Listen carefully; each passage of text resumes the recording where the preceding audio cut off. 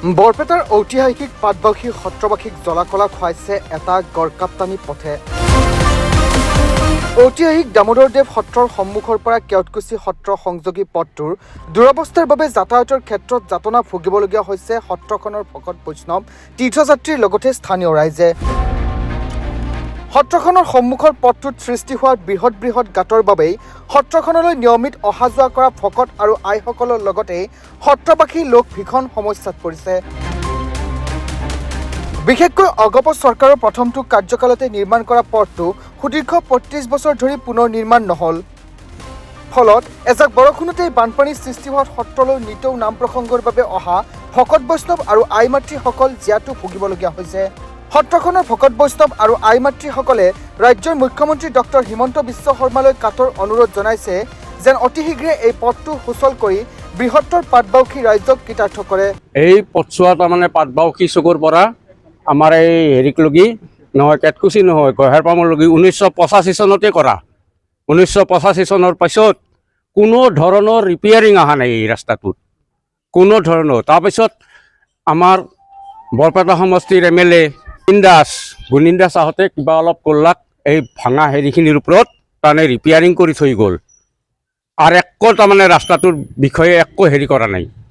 মাত্ৰ তাৰমানে সেই গুণীন দাসৰ হেৰিত তাৰমানে কিবা লাখ টকা আহিছিল সেই ভাঙাখিনিৰ ওপৰতে তাৰমানে ৰিপেয়াৰিং কৰি থৈ গ'ল।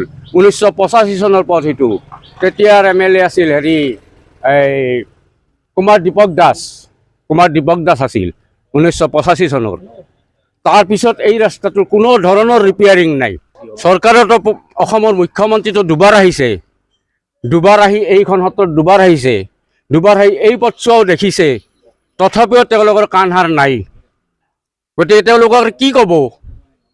যদি হিমন্ত শৰ্মাৰ হেৰি আছে, এটা হৃদয় বলি আছে, সেনেহ'লে ৰাস্তাটো বনাই দিয়ক।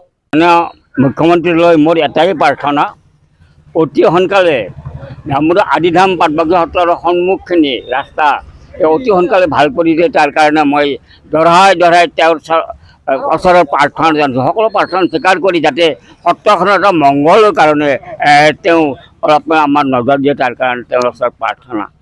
বহু বছৰ ধৰি ইয়াতে কি বোলে এই মন্দিৰত থাকলোঁ নামঘৰীয়া হিচাপে। 85 চনত অলপ কাম হৈছিল, তাৰপিছত এই মন্দিৰত এই ৰাস্তাটোৰ কাম হোৱা নাই। বাৰে ঠিকাদাৰে ঠিকা পায় ৰাস্তাটো আগৰ য'ত নেকি অসুবিধা নাই তাতে কিবা অলপ ফেলব, আৰু বাকীখিনি য'ত অসুবিধা হয় তাত কাম নকৰে, আৰু সেইভাগে বন্ধ হয়। এনেকৈ থাকোঁতে বহু বছৰ পাৰ হৈ গ'ল। বোলে বহু বছৰ ধৰি এই মন্দিৰত মই থাকলোঁ নামঘৰীয়া হিচাপে। কি বোলে যাত্ৰী আহিলে চেণ্ডেলযোৰা তেওঁলোকে ৰাস্তাত মাজত থৈ যাব লাগে, আৰু তাৰে সন্মুখত গেটৰ সন্মুখত পেক। বৰপেটাৰ পৰা নিখিল দাসৰ ৰিপৰ্ট, দি নৰ্থ ইষ্ট।